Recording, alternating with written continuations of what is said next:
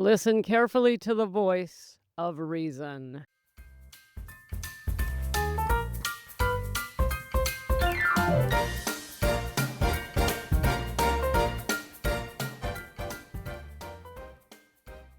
Hello, gals, and welcome to Sobriety Snippets for Ambitious Women Over 40. I'm Becca Jacobson, and I'm here to deliver a snippet. If you're new around here, welcome to Snippet Land. I love welcoming new gals into Snippet Land because it is a unique and amazing place for women over 40 struggling with alcohol. I've created something here completely unique. I'm proud of it, and I'm glad you're here. Today, I'm going to talk to you about that voice. We all have it, and I want to tell you a secret about it, a secret that nobody told me. And once you know this secret, you're going to have a way clearer picture of the journey to sobriety. Here it is. What they don't tell us. Well, first of all, what I thought, and then I'll tell you what I learned, what nobody told me. Here's what I thought, okay? Here's what I thought. And you just might be thinking this too. I've tried to quit drinking. So we're going back now to pre-2018. I've tried to quit drinking, I don't know, a couple thousand times. Failed. I've, got a week here, a few days there, a month here, on and off. But it's always a failure leading up to 2018. And my thought was this. It's too hard. When I stop drinking, and even if I fight through a trigger on day 1 and on day 3 and on day 7 and on I go, the voice keeps coming back and it gets stronger and it gets more insistent. And I'm alone because I was always trying to do it alone.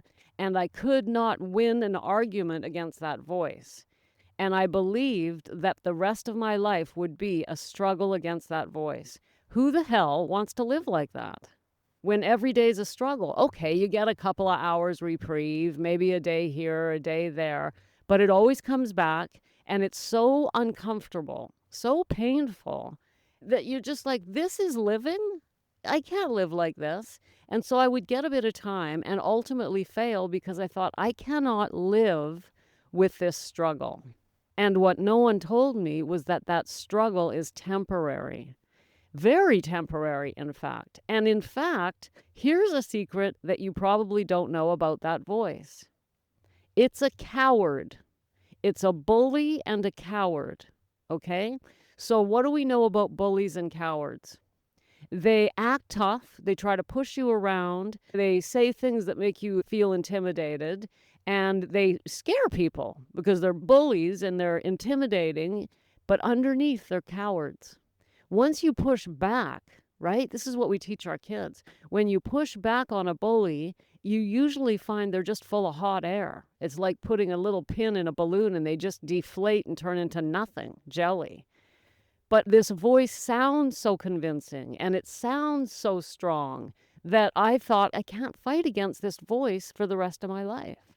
But once we know that it's a bully and a coward, we can have faith and courage and move forward. And here's how it works. When you first quit drinking, the voice gets stronger because it's saying to itself, yes, it's a personality. And I've got this personality all figured out. So let me tell you what this personality of this voice in your head, because you have the same one. Here's the personality behind that voice. It's a bully. So when you stop drinking, the first thing it does is it gets louder and more abusive. What do you mean you're not drinking? It's just one glass of wine. You worked hard all day. You can have a drink. What are you talking about? You deserve a drink. Try again tomorrow. You're tired. Today was extra hard. That voice, right? And we listen to it and it is very insistent.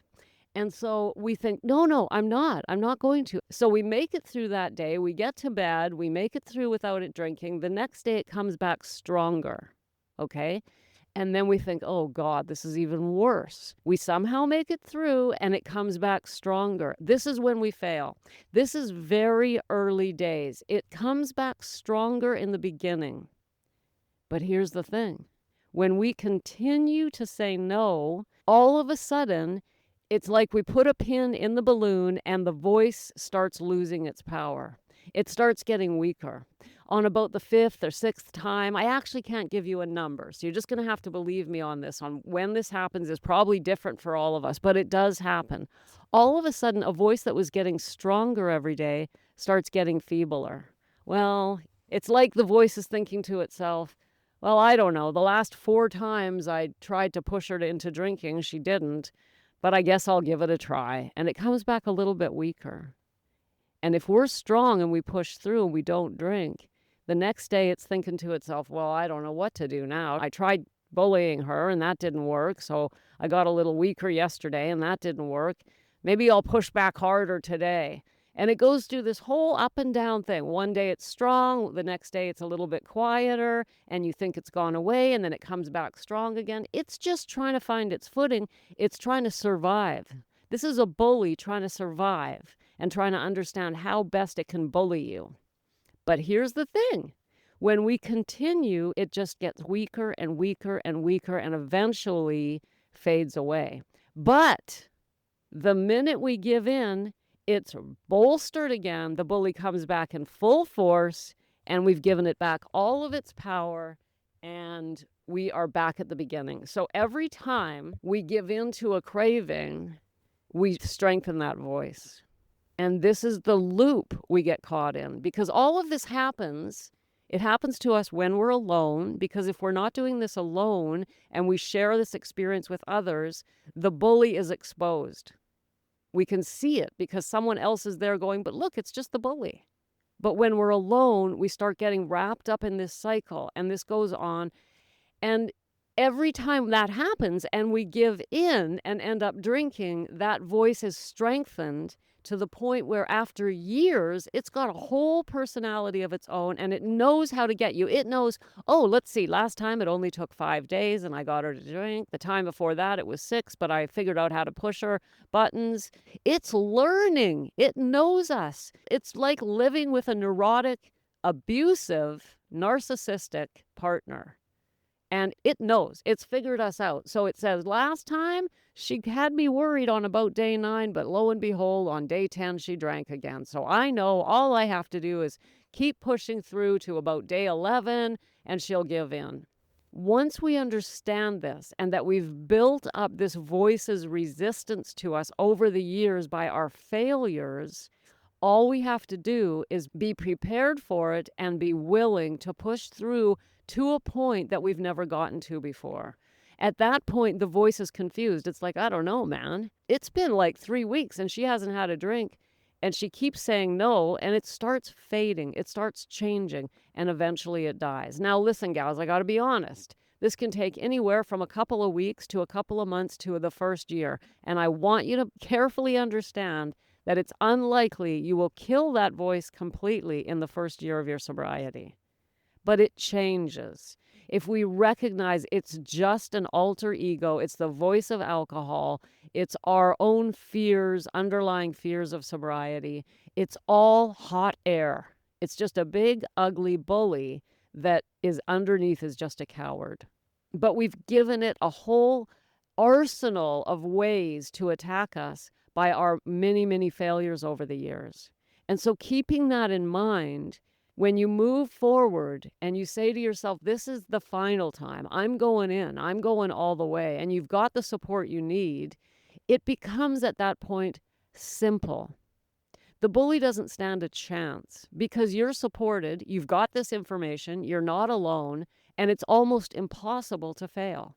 We go in with our eyes wide open, fully supported, and your pathway to sobriety is just an open path. The door is wide open for you to walk into it and experience it once and for all.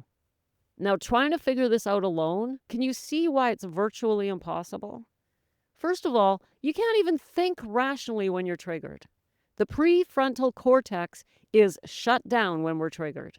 Our nervous system is just on full alert. We're in fight or flight, and all we want is one thing: relief. Now, the prefrontal cortex is what the rational mind. It is not even activated during a trigger. So how can we possibly expect to talk ourselves out of this? So this whole sounds very complicated. I get it. The whole thing sounds like, wow, what the hell? This is a lot, Becca. But here's the bottom line. If you're aware of this and you come in supported and you've shared this information with others, others in your accountability group are aware of this information, they can mirror it back to you when you come in and go, yeah, but this, that, the mirror comes back. All of a sudden, it's like a smack, a metaphorical smack upside the head that wakes us up, wakes up that rational mind, and we go, oh, yeah, wait a minute. No, okay, yeah, I can do this.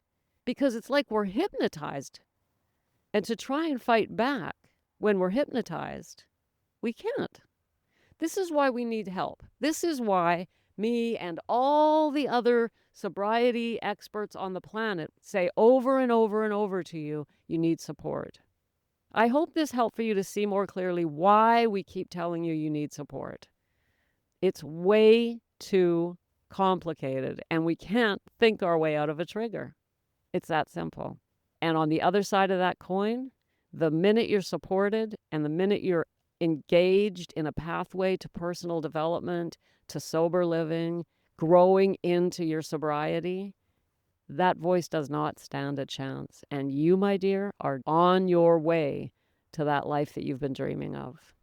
So today, if you'd like to share a bit of your journey and get a reflection from someone who's been there, I'm inviting you to do the Sacred Mirror. It's been open for a while. It's still open. The Sacred Mirror, if you haven't heard, is a simple online form that's private and comes only to me. It doesn't even come through an assistant. I read your story, and by story, it's just a few sentences. I just ask you a couple of questions about your journey. You give me as much or as little as you want. And I respond to that by turning on this microphone and sending you a reflection. I do not send you a sales pitch, and I do not send you advice. I send you a reflection, because if there's one thing that's missing in all of our journeys when we try and do it alone, it's an honest, objective second party standing outside of us that can give us an honest reflection. And nobody in our lives can do that for us. They don't know how. And when we ask them, aka a partner or a friend, or to do that for us, it's unfair to them, and they don't know how anyway, and it always ends in disaster.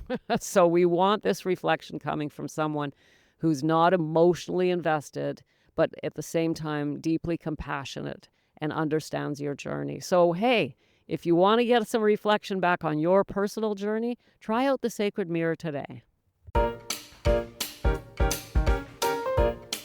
Thanks for popping in. Be sure to come back next time so I can keep your head on straight. Sending you buckets of love.